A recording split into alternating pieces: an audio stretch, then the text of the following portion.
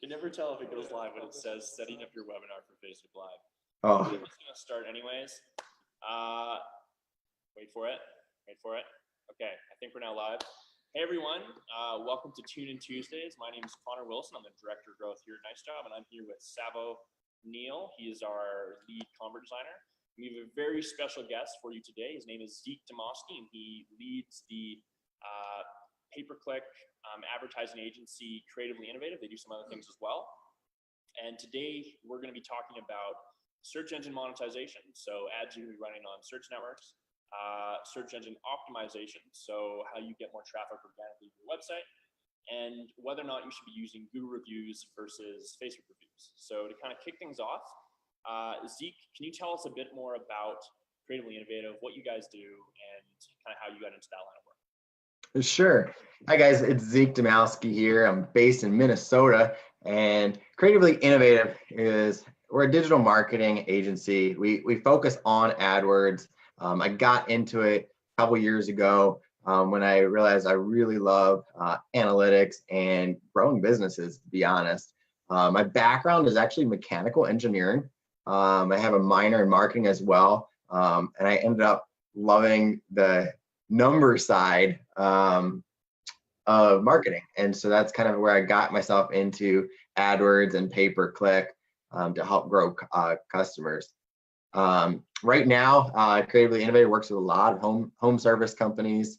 So think power washers, window cleaners, plumbers, deck builders, all of those different local businesses. So that's kind of our main niche that we work with, and so that's what we try to focus on, and we do what we know we're good at. Awesome. What's your kind of background in terms of just personal life? What do you do? What do you do for fun? Yeah, so I love to play soccer, so I have been really excited about the World Cup. I did not have a team that I was really following, but I probably watched a couple dozen of those games. It was fun watching the World Cup. That was a really good game. And I love to just get out in the field and play ball. So competitive sports, basketball as well.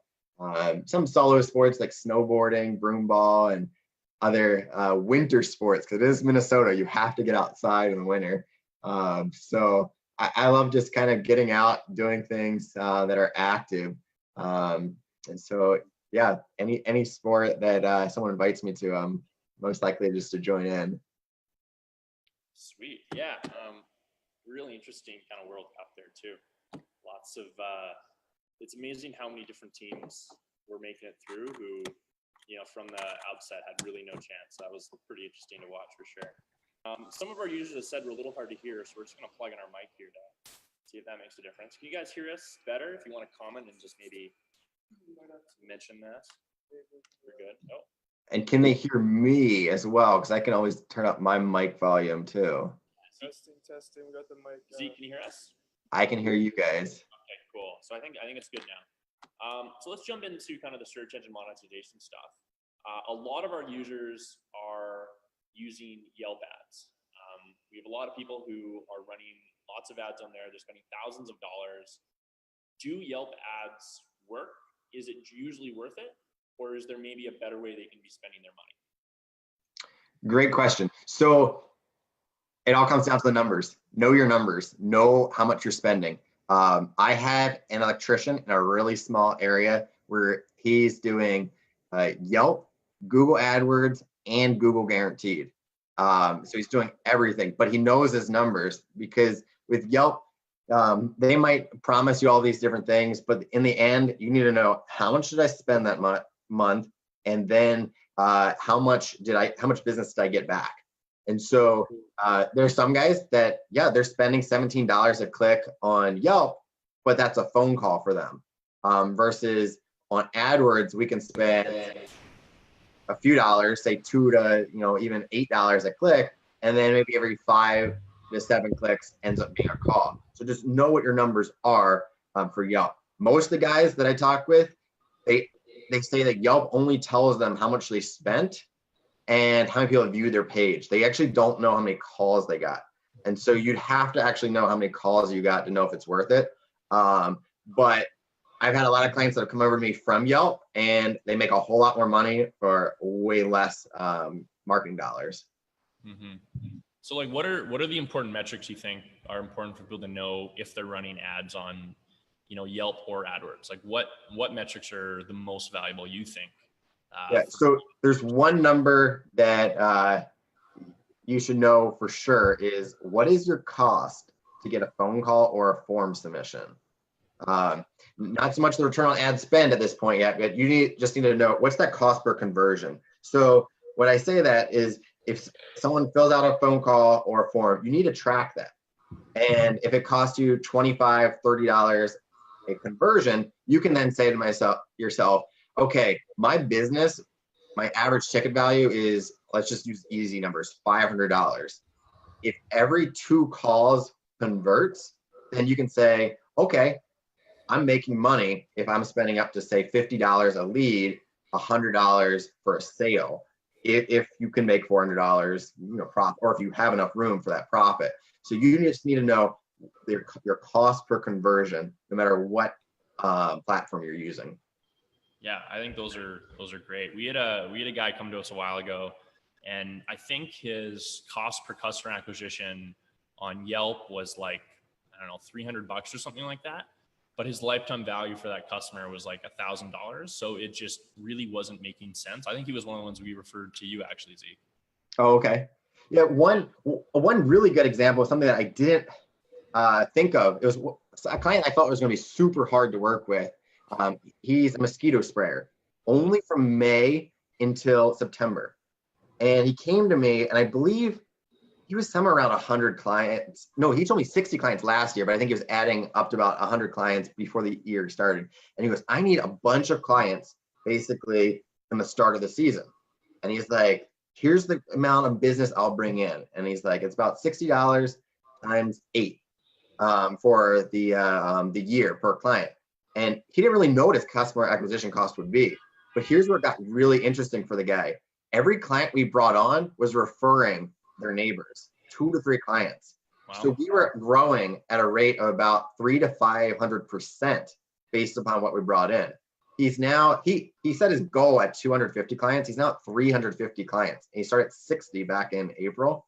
And he said most of them are referrals. We shut off his ads for a whole month because he had so many referrals pouring in. And so that's where sometimes your lifetime value can really add, not just for that client, but who are they referring as well. So that's something to consider if you are in a business such as like pest control, where people might refer you out. Mm-hmm. Can you explain to our users how kind of the Google AdWords platform works a bit better? I know definitely one of the sources of frustration we've seen from a lot of people is, the reason they run Yelp ads is because it's very simple. You literally put money into the system and it's supposed to spit out clients. But AdWords is a bit more complex, and there's a lot more things you can do with it. It has a lot more customization.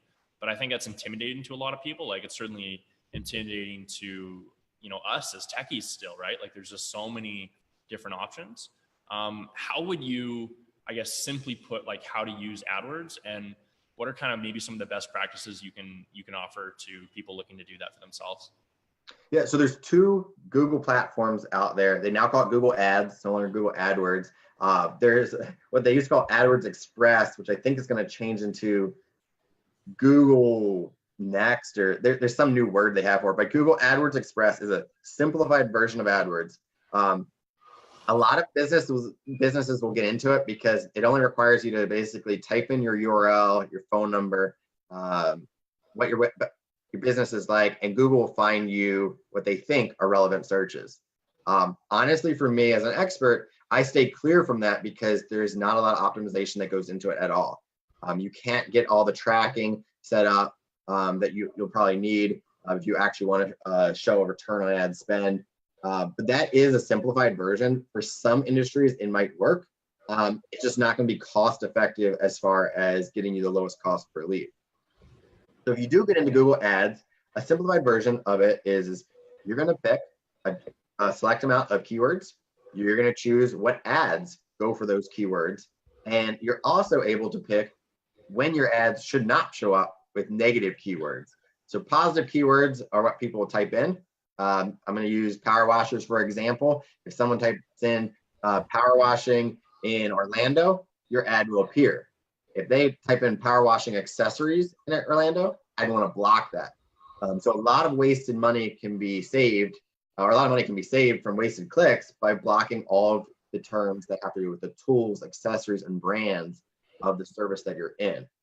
So if you are going to do it on your own, I definitely recommend that you find keywords that are super applicable to your business. So like power washing, pressure washing, you've got your house washing, but then you also want to add in keywords such as like the city as well. So you can turn all of your good keywords into even better keywords, adding those city in there. Super similar to SEO as well, because you're going to want your long tail keywords to be what you're bidding on. Then when it comes to the ads, write an ad that's applicable to each of those keywords. You're gonna have those keywords grouped as tightly as possible. I like to do what I call modified single keyword ad group, where it's basically one keyword that might have a different variation of how it's put into that ad group. But then my ad will say power washing if the keyword is power washing. If it's pressure washing, then be pressure washing. If it says house washing, I have a house washing ad. So you want to keep your ad as relevant as possible to the person of what they're searching for. Yeah, definitely. If you could, I guess, just outline, I don't know, 3 or 4 just kind of top line metrics you could be really looking for in terms of just keeping it super simple. What would you look at? I imagine maybe conversion rate, kind of return on spend. Like what are kind of the easy metrics you can be following just to keep it simple and make it really easy? Yeah. So the first thing you do when you're first optimizing account is click-through rate. If your click-through rate is below 1%, you're most likely have a irrelevant keyword to maybe that industry or niche, or you can have a really bad ad that just isn't bringing people in. So I look for click-through rates above 1%. My accounts typically range between 4 and 10%. But those are extreme numbers depending on what type of marketing I have in the ad, like offers, things like that. After the click-through rate, I then look at conversion rate. For the conversion rate, I'm going to be looking to see, am I converting at 25%? Am I converting at 10%? If it's below 10%, I want to find out why. I kind of like, okay, this isn't good. What needs to change? But on the other side of it is how much did I spend so far on maybe that ad group or even a single keyword. I always want to spend enough money to get data, but not too much money where it's like, oh, okay, it's not good anymore. Here's what I go with. If you're looking for a cost per conversion at say $25, after I've spent $50, I'm going to start turning off some keywords that aren't working. So if I'm spending over twice of what I want my cost per acquisition to be at, I started looking at either lowering the bids or possibly just removing them altogether because it's just not the right keyword for my business. Yeah, that makes tons of sense. So in terms of, I guess, just acquiring customers, what do you think is, generally speaking, a better bang for your buck in terms of, I guess, actively trying to acquire customers? Like, should you be spending tons of money on hiring like an SEO agency to be, building all these backlinks for you and going out to different blogs? Or do you think it makes more sense to try and run some ads that are a bit more targeted? Yeah. So Google AdWords is at the bottom of the funnel. They're as close as the person is to buy from you. It might cost you in certain industries a lot more money to acquire a customer. If you're an HVAC or a roofer, I mean, it could cost you up to $100 a lead. You want to diversify it. I would say you want for the immediate time, as far as getting leads right away, you're going to use AdWords. For the long term, you're going to use SEO as far as making sure your ads appear for your city name and whatever main service it is. Try to rank in there. Now, one thing that I have to always remind people is position 1 on Google is now position 8. You've got 4 ads, 3 in the map, and then position 1.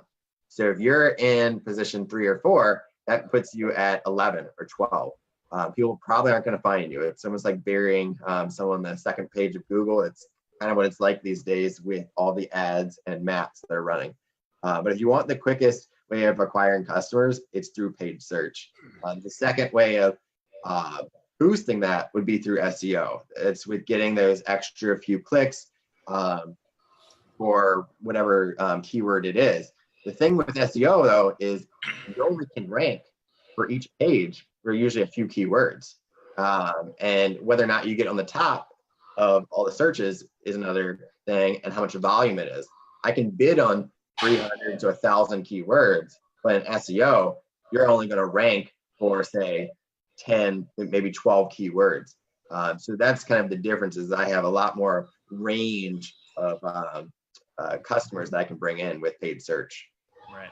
So with every, pay-per-click ad, you're actually sending customers somewhere. So a customer will click an ad and they'll go to a page. In terms of, I guess, capturing those leads once they actually get to that page, what do you usually recommend your customers? Are we talking about like landing pages, some sort of lead capture form? Is it like a specific website? What do you usually recommend for that?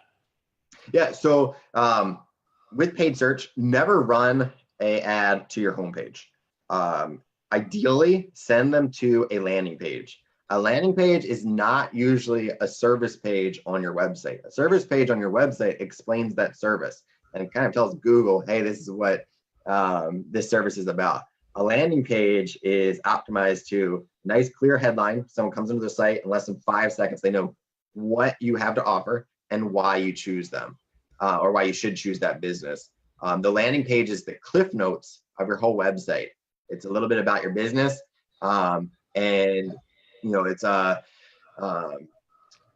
way of people can easily kind of know what it is. I'm trying to think clearly.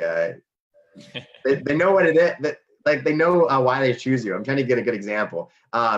So a good example would be if I were to go to a carpet cleaner's website and I'm like, well, do they use eco-friendly products? Do they use this? Do they use that? I want to know that right away. I don't want to have to read through a bunch of paragraphs of text.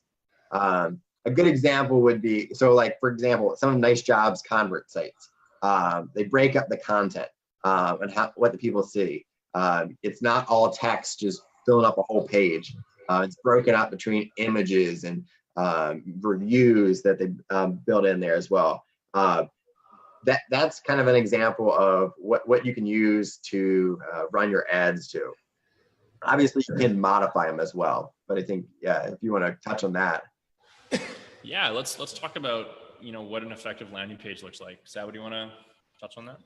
Yeah, I think Zeke got the first part exactly right. You want to start off with a very clear headline that explains to the user, it makes the page relevant for them. So if you're offering carpet cleaning, they want to see a title related to carpet cleaning.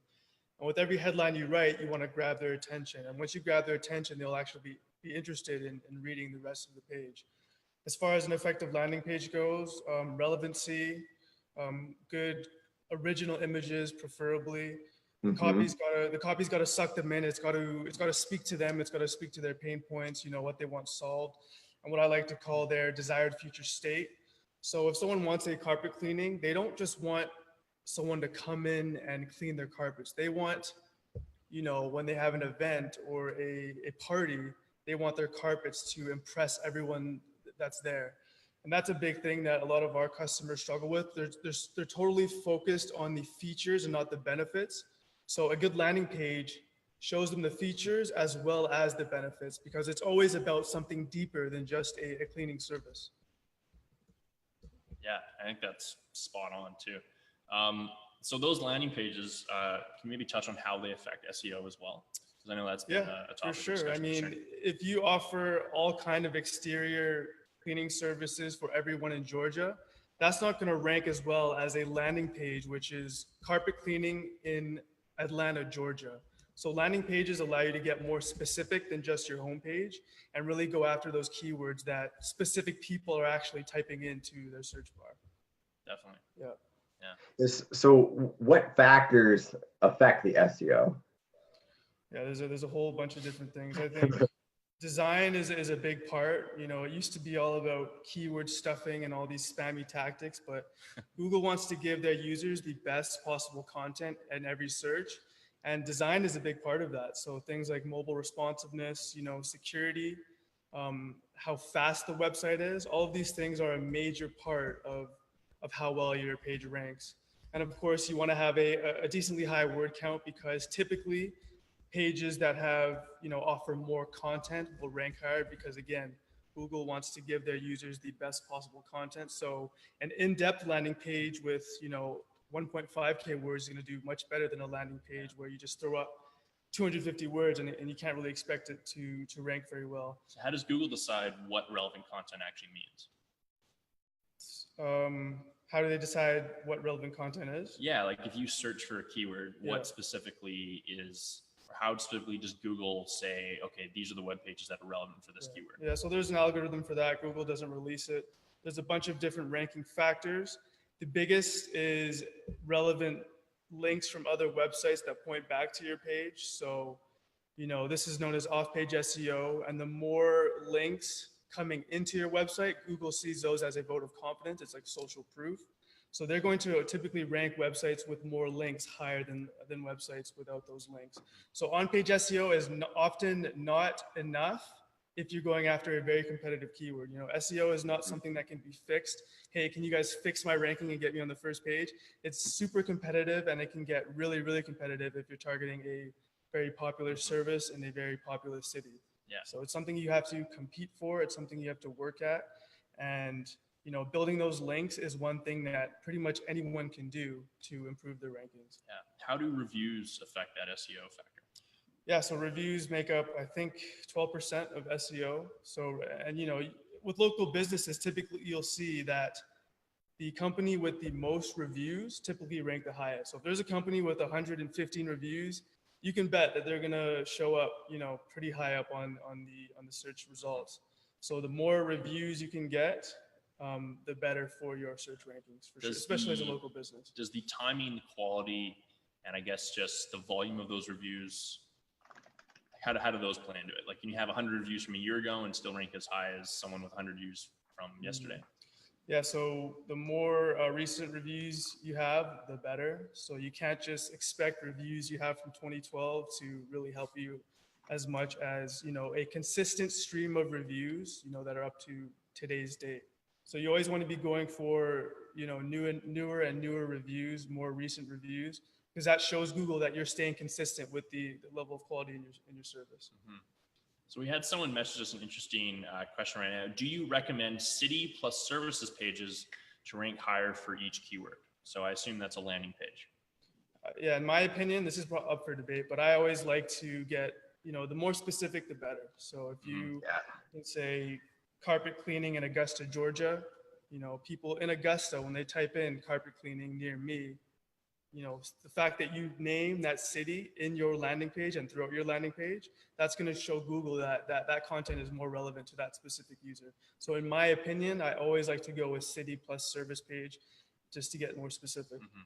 So there's a lot of landing page builders out there that I'm sure our users are familiar with. There's, Instapage, there's Unbounce, there's all these different kind of pages, and, they're priced very competitively, but, in your opinion, I know you're building landing pages every day, so you might be a little biased, but in your opinion, are these services usually worth it, or is it better to outsource that to an expert who can, obviously be building that sort of SEO and content and copy into that page for you? Having someone actually go out and write and build your landing page is always going to be more effective.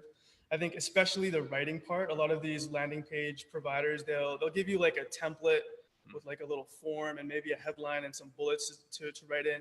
But having someone who actually understands how to structure the copy of a landing page, that can ask you relevant questions to get the information they need to write, an effective, basically an ad, right? Yeah. That's always going to be much better than a simple landing page service. Those can be great if you're really tight on your budget, if you need something just really simple. But if you want to see real results, then you want to go with an expert. Yeah, I like to think of that kind of as, someone giving you the tools, but you still not being an expert, right? Like, I'm sure a lot of our home service people can relate. Like if you're a carpet cleaner and you go and give someone all of your carpet cleaning equipment, just because they have the tools does not mean they can necessarily do nearly as good of a job as you, because you're an expert at that thing.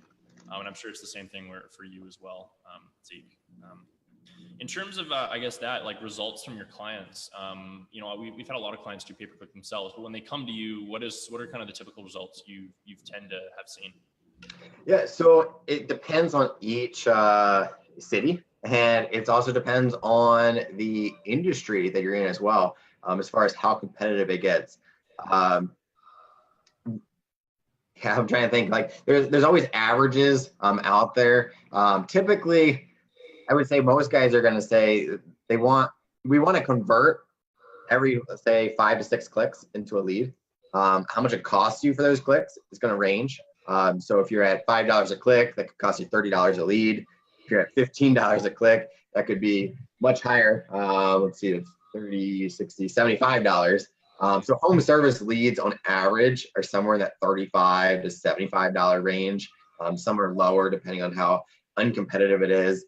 I have one client that has like no competition in this area, and he's getting leads for $10. And his clicks is just like $2 or $3. I think last month he had a 45% conversion rate. It was the most ridiculous conversion rate I've seen. Yeah, and I was like, what do I do that's the same as him? And here's the thing about his landing page. We use his Angie's List reviews at the top, the Super Service Award. We place 2017, 16, 15, 14. It's got his power washer logo on there too. We put it right at the top. It's a trust seal. Putting trust seals on websites really helps people understand, like, oh, this guy is good enough to get that Angie's List review. You know, I'll check him out too. So as far as how they do on return on ad spend, depends on the ticket price. But what I like to say is for say you spend $1,000 and we get 25 leads. And so if it's $1,000 divided by 25 leads, we spent $40 a lead. If you closed them, 20 of those leads, let's just say half of those, and they were $500 each, that's $10,000. 20 leads of the 40, you converted it, that's $10,000. So that's a 10 times return on your ad spend. If you're in a city that can spend more, not every city can you spend more on ads because there's just not enough search volume. You can do 20, 30,000. I have some clients in really large cities that have done $50,000 to $70,000 of AdWords, and they're only spending between $3,000 and $5,000. That's crazy. Wow. Yeah, that if you're pulling in that amount of money for one city, you know, that's a perfect kind of recipe for expansion and/or franchise too. I think anyone can kind of take that and just run with it, because if you got a formula that works, keep using it. Another question we often get is blogging worth it, right? So is blogging helpful for your SEO? Is it helpful for any AdWords stuff you're doing? Like, when should you actually be running a blog? So maybe Savo, you can answer this, and then Zeke, if you want to comment. Yeah, you know, my past business, I did a lot of blogging, and what it involved was waking up early and writing 500 to 1,000 words a day. If you, as a home service business owner, are willing to do that, blogging might be for you. But unless you are willing to, you know, write consistently and publish consistent quality original articles, I would do away with blogging and focus, put your energy into, you know, reviews and showcasing pictures of your work. It's going to be less work for you. It's going to be more enjoyable because you probably don't like writing. And yeah, so the only way I would recommend blogging is if you can write and publish articles consistently. If not, put that energy into something more congruent with what you're doing. Yeah, definitely. Zeke, so blogs are top of funnel. You're usually answering a question of top 10 ways to clean your roof. You're answering a question where someone might be in the research mode. You're basically going to be just selling value with that blog. The big thing I always ask people is the keyword you're going after actually relevant? A lot of guys, like in power washing, we have to look, is power washing versus pressure washing better? Is house washing better? I know you don't like to use the word pressure washing, but should you even use the keyword house washing? If there's no volume for that keyword that you're going after, whether it's a blog or a city page, then it's irrelevant. So go after the keywords that are the highest volume and put them as a city service page. Don't do it as a blog. Yeah, for sure.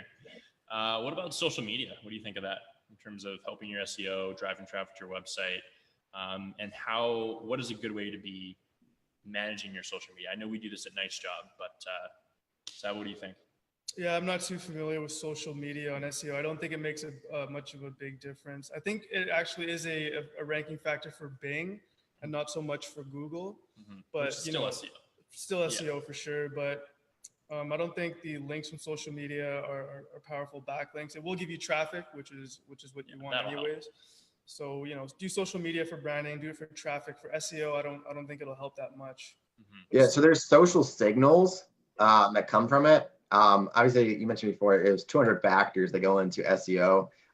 Social signals kind of point to it, but it's a no follow link versus there's a lot of websites called do follows. So it basically tells Google, hey, this person's active on social media. Just for instance, Google Plus was sent me an email the other day that says we're shutting down all your accounts that you haven't posted in 30 days. So they're kind of cutting down on any Google Plus profiles that are just absent from any activity. So being active on social media is about being in front of people.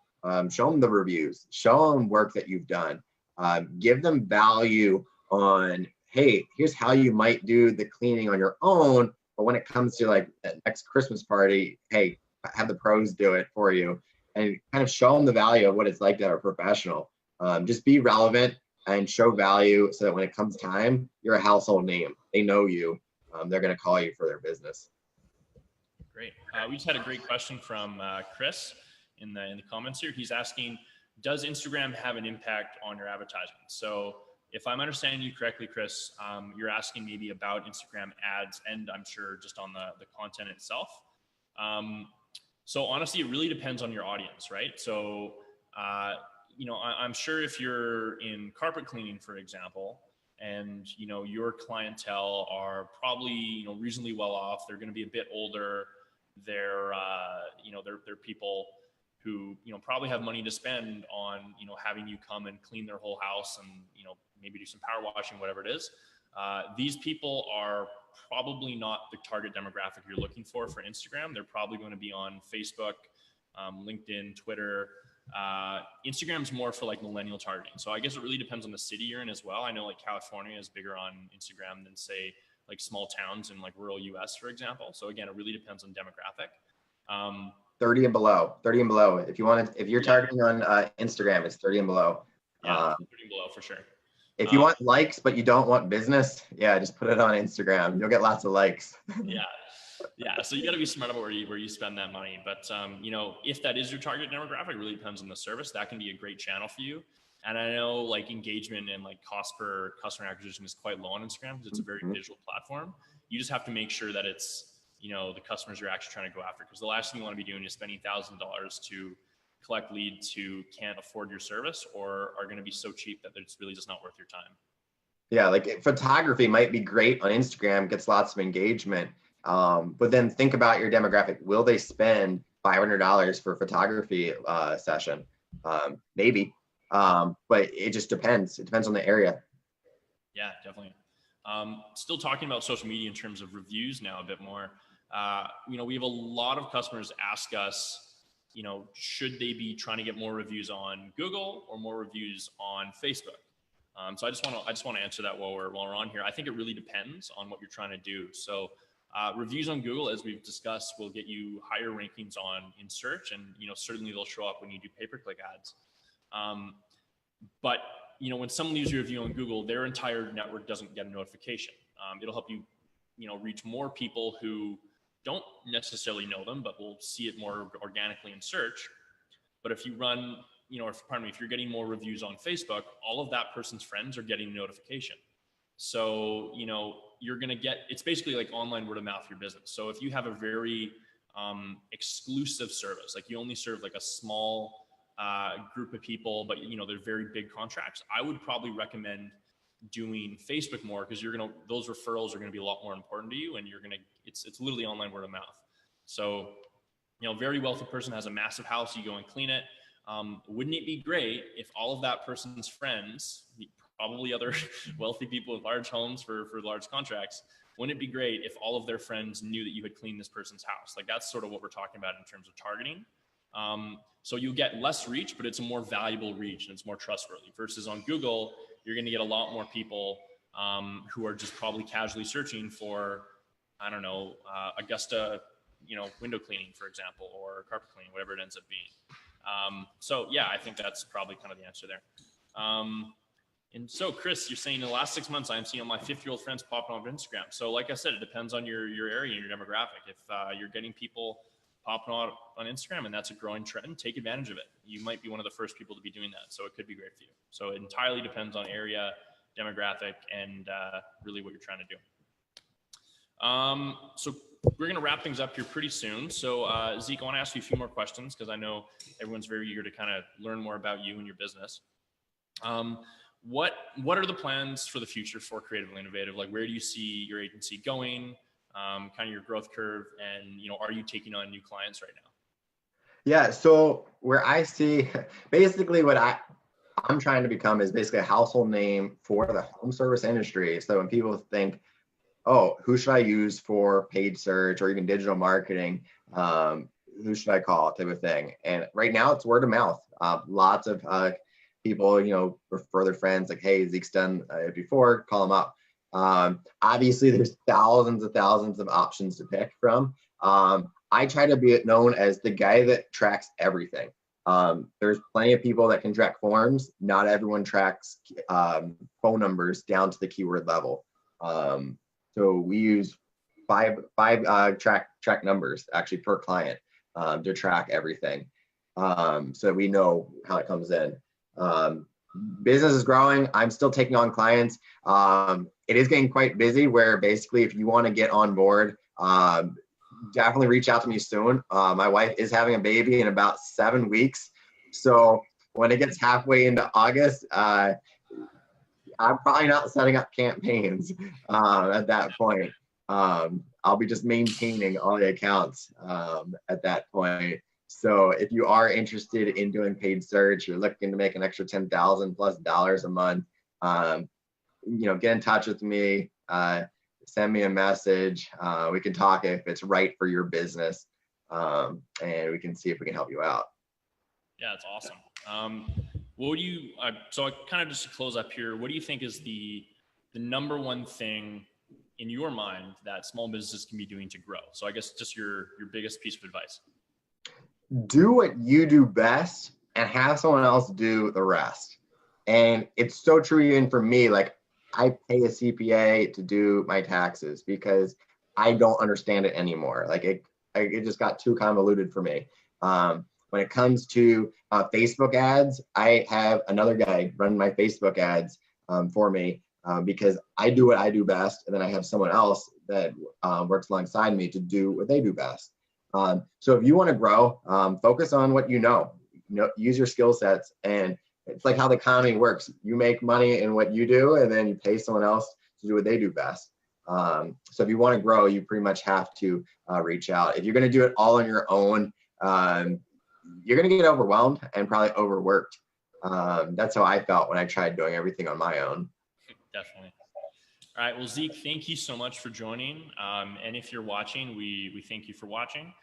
Definitely go and check out Creatively Innovative. Zeke's an awesome guy. And we're, if you ask us for referrals, he's always going to be our go-to guy because he's been great. So anyways, thank you so much for watching. And have an awesome day.